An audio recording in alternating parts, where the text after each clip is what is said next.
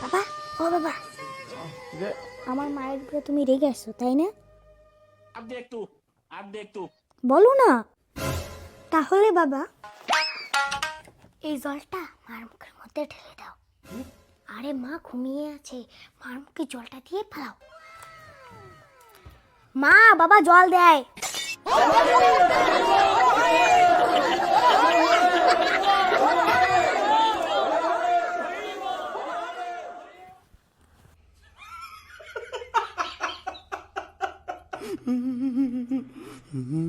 তার কাছে তো তা পাখি ডালিম গাছে বউ, বাবাকে ধরে ফাটাবে এবার তার নিজের বউ।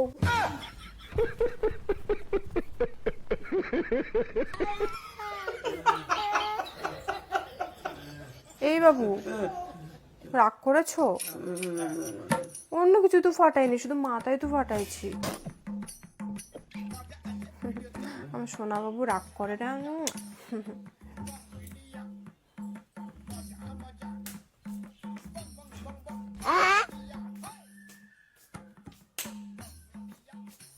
আমার মুখে মনে হয় খুব নোংরা, তাই না?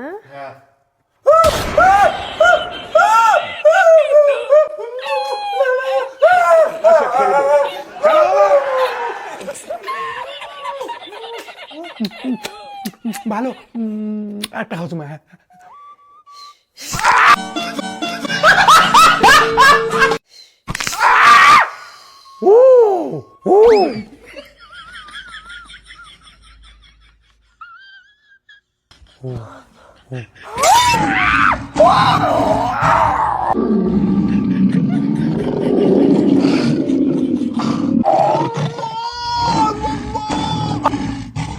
বুঝা পাইছেন ভাই, বিয়ে করার কি জ্বালা। এমন করে আমার জীবন চলতেছে। একদিকে একটা ছেলে জন্ম দিচ্ছি, সেই ছেলেটাও খচ্চর, বাপের কথা শুনে না, কি হবে বড় হয় কে জানে না। মানে সারাদিন কাজ করে বউয়ের মন পাই না, শেষমেশ ছেলেটাকে বোঝায় ছেলেটার সাথে আমি বাঁচতে চাই, কিন্তু ছেলেটাও কেমন দেখো। ও খাসাই, তোর বেটা বাড়িতে আছে রে? এই তো আমার ছেলে আছে, ছেলেকে বোঝাচ্ছি পড়াশোনা করে যে গাড়ি ঘোড়া চড়ে সে, তাও বোঝে না ছেলে।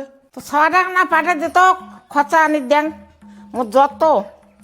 বাবা যাও তো, জেঠিমা তোমাকে ডাকলো, জেঠিমা জ্বর আসছে তো, কোনো খরচা আনতে বলবে মনে হয়, যাও।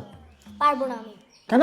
সেদিন আমি জেঠিমার সাথে বসেছিলাম, কেবা ফটো তুলে ফেসবুকে ছেড়ে দিছে, আর ফটোর উপরে লিখেছে ভালোবাসার কোনো বয়স হয় না। এটা ঠিক বলো তো বাবা? না ঠিক না।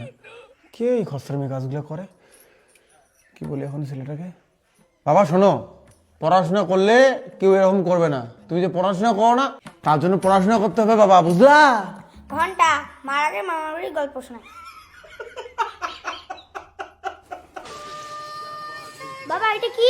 এটা একটা রোবট, এই বাড়িতে যে মিথ্যা কথা বলবে তাকে ঠাস করে চড় মারবে। কি বলো? যা এখন পড়াশোনা কর, আমি রোবটকে ঘরে নিয়ে যাই।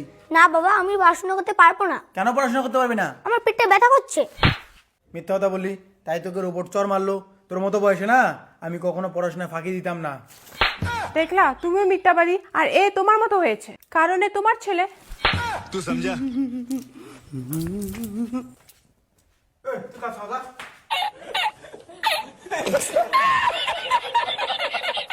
তুই